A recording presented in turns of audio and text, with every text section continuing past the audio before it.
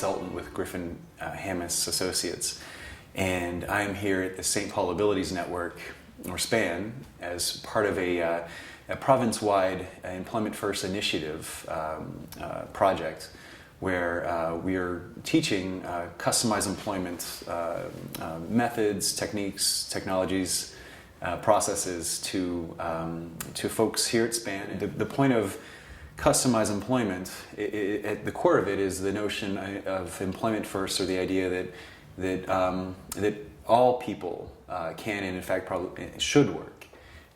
So we are, through this project, we're working maybe with individuals who have never worked, who have very limited work history, people who perhaps systems have deemed them and labeled them as unemployable. So what we've done is we've done a 4-day classroom-based training where we give a certificate based on participation and on being there and taking a pre and post test. And that's been done, and that's the knowledge portion of it. That's where we teach the concepts, the ideas. We do a community-based activity and then exercises within the class so that people can grasp and become familiar with what will happen next, which is the most important part, which is the practice or practicum part, the part where, as I said, during the class, people build knowledge, but skill building happens when you actually do it, right? So what we're doing during the second part is from now, and this is my first visit coming back after the classroom-based training to do the technical assistance, the practicum in St. Paul. I'll be here, I think, 3 more times through the end of the calendar year. It's April, the end of April now. And we will actually be working with real human beings, employment seekers. And the goal is to use these skills and tools that we've learned to actually help somebody create a job or create a business.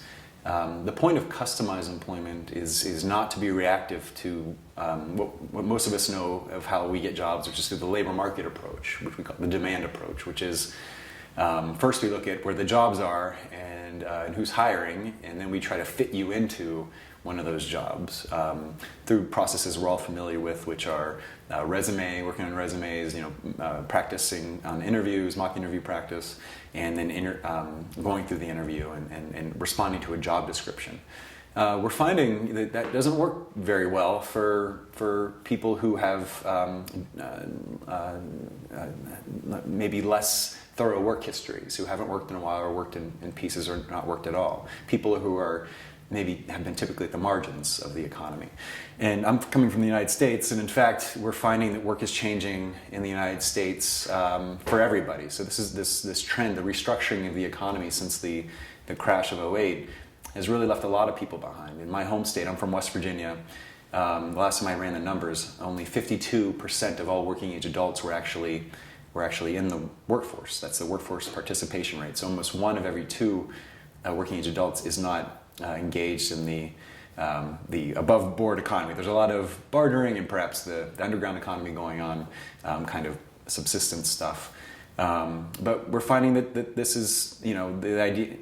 There was a day when manufacturing, the middle class job, was more prevalent, and that's pretty much gone in the States, and they've been replaced with low paying, low status, a lot of service-oriented jobs, low-skill jobs that don't work for a lot of people. So our role is we start with the person first. We kind of turn the typical approach, which is starting with the job first, the labor market approach, on its head, and we decide our approach is, well, let's not worry about that right now. First, let's get to know you. And we literally ask that question through discovery. It's our version of discovery called Discovering Personal Genius. So we literally ask the question that we're trying to answer, which is, who are you? What is your personal genius? What are your ideal conditions of employment? Who are you?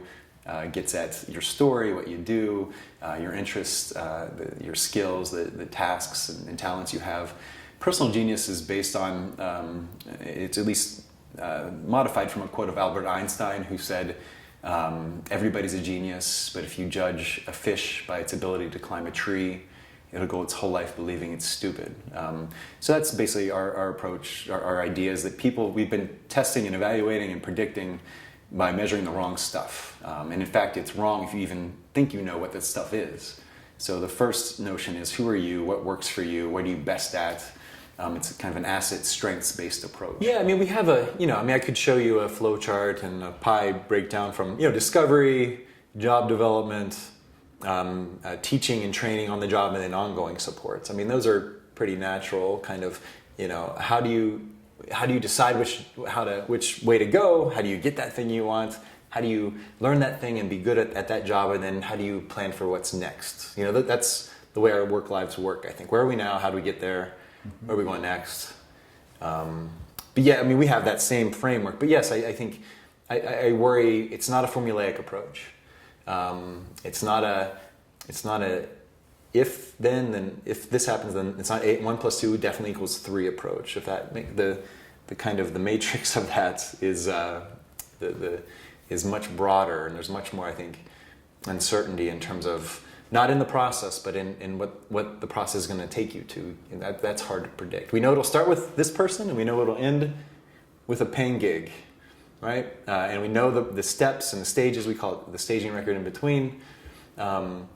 But it's a big problem if we know how it's going to go. That is not helpful to the person we're working with. And it's a strengths-based approach based on the notion that that's what employers care about. Our language in human services of deficit-oriented, what you can't do, medically based, diagnostic based, label based, that exists so we can get paid in human services, so people can get into our systems. But that is unintelligible, incomprehensible to business. Business is built on what can you do, how can you help me, how can we help each other, mutual benefit. So the notion is, if we figure out who you are, what works for you, what work environment or ecology works best for you, we talk about broad vocational themes. So whether that's construction or entertainment or technology, people have that. All people have the genius. All people have at least 3 themes, usually more. And what we do is get to know the person, figure out what those themes are, then we follow those to places that make sense. So the cliche we use is, if you're interested in farming, you should go talk to farmers to learn about that. It's a very common sense approach, something we've all done, I think, at some points in our lives. And then we go out and we try to actually create a job. We're not trying to respond to an existing job description. We want to. One of the hallmarks of, is it customized or is it truly a customized job, is, did you negotiate with a business owner? And typically we shoot for smaller businesses because you're talking to the owner. There's not a lot of bureaucracy, HR stuff. There's rarely job descriptions, and they can make decisions right there in real time.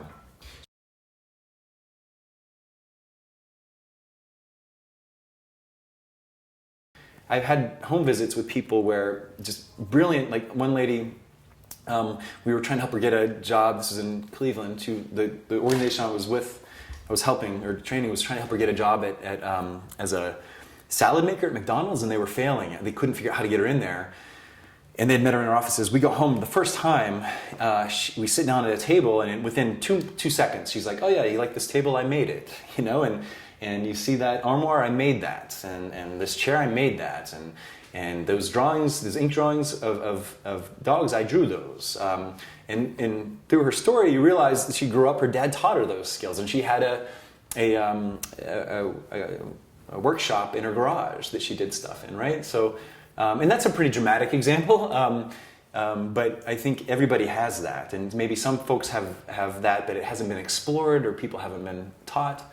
So that's I think those interesting things happen, one, because we don't think people can do, we have limited ideas what people can do. And then we have, one of the things we teach is how to teach. That's something we don't get spend much time on, is how do we instruct people to learn new skills and tasks. And I think that's the idea. My boss, Carrie Griffin, says that we job develop up to the level that we think people can do things and the level that we think we can teach things. So it's really us that's been limiting what people, like those lobby jobs, the toilet jobs are our fault.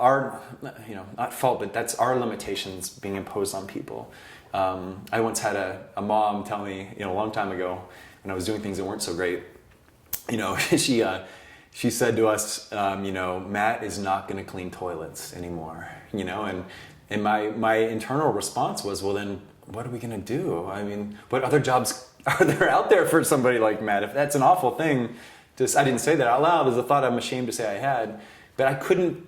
It was my fault. I could not think broader, right? But yeah, I mean, a young man I'm working with now is working at a goat creamery, and you know, I have pictures that we've shared in the training of him milking the goats and working. He's learning how to make goat cheese, right? And so I find those. What I think what's interesting to me is when people are doing a variety of different tasks, you know, using different skills, but also learning along the way.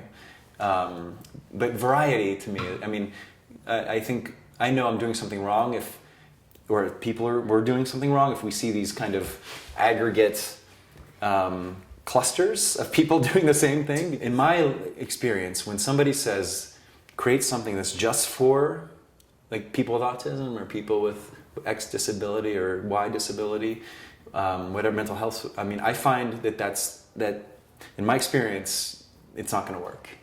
When you say that, you are creating a world that I find does not exist. You're making assumptions about people based on statistical aggregates and on diagnoses that does not hold. I think it's an easy way for us to think and for us to make, you know, to create funding systems, but things are messy down here. The closer you get to reality, the more uncertain and unclear and confusing the world is. The more options we need, the more variety we need. Dave Hammis, my hero and mentor, talked about something called the law of requisite variety, which means that you need a robust approach that provides you with many options, so that if one of those options isn't available, you adapt and adjust you vary your approach to other options. So whenever you say just autism, you get narrow. I found that the most valuable things in my personal life and my professional life are those things that apply to all human beings.